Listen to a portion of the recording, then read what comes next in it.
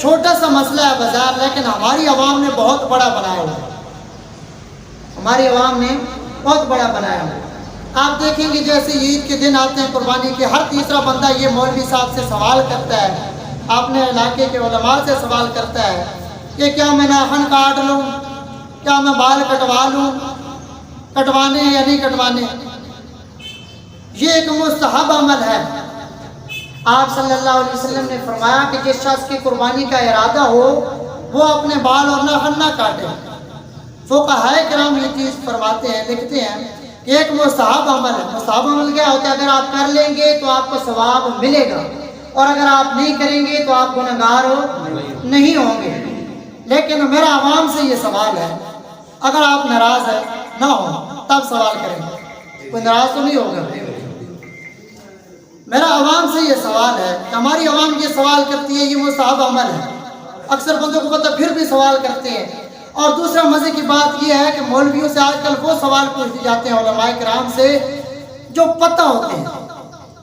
اگر میرے پاس ایک چیز کا علم ہے نا، مثال طور پر وضو میں 4 فرض ہے، مجھے اس چیز کا علم ہے، تو پھر میں جا کے مولوی صاحب سے، اپنے علاقے کے عالم سے یہ سوال کروں گا کہ اچھا جی استاد جی وضو میں کتنے فرض ہیں؟ مطلب پتہ ہے مولوی صاحب کو بچھاڑنا مقصود ہے، ہرانا مقصود ہے، کہ ناراض نہ ہونا۔ یہ المیہ ہے ہماری عوام کا، ایک مستحب عمل ہے۔ میں حیران ہوں اس مستحب عمل کے بارے میں ہر دوسرا تیسرا بندہ پڑھا لکھا ان پڑھ سوال کرتا ہے، تو یہ سوال نہیں کرتے کہ نماز نہ پڑھنا کتنا بڑا وبال ہے، ہمیں بتاؤ۔ زکوٰۃ نہ دینا کتنا بڑا جرم ہے، یہ ہمیں بتاؤ۔